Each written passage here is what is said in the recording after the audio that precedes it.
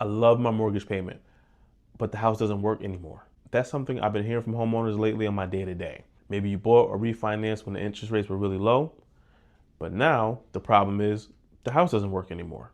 The kids have gotten bigger. Maybe you need another bedroom. Maybe you need another bathroom. You work from home, and now your dining room has become your home office. And every time you think about moving, you look at today's prices, you look at the interest rates, and you think about what your new payment would be, and you're like, there's no way I'm doing that. And you say, never mind, we're just gonna figure out a way to make this work. Here's the question. When was the last time you actually figured out what moving would look like for you? Not what you saw online, or not what the estimated payment was from the mortgage calculator. Your numbers, your equity, your situation. Now, I'm not gonna tell you to give up a 3 or 4% interest rate. That rate has a lot of value. But I also think the interest rate alone should make the entire decision for you. The better question is, what is staying actually solving for you? Think about your house now for a second. What specifically doesn't work anymore? Do you need another bedroom? Do you need another bathroom? Do you need that home office?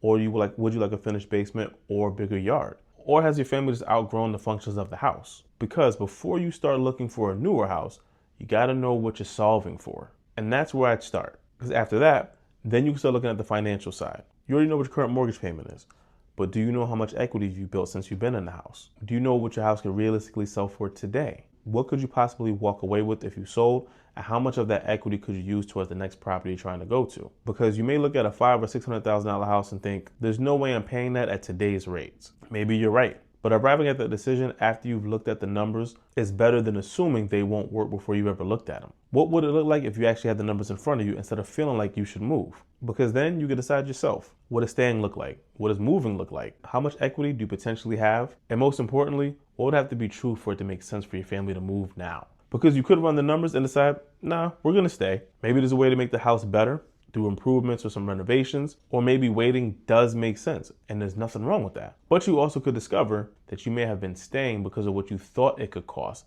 instead of what it actually would benefit you to move. So you always want to have the most information possible.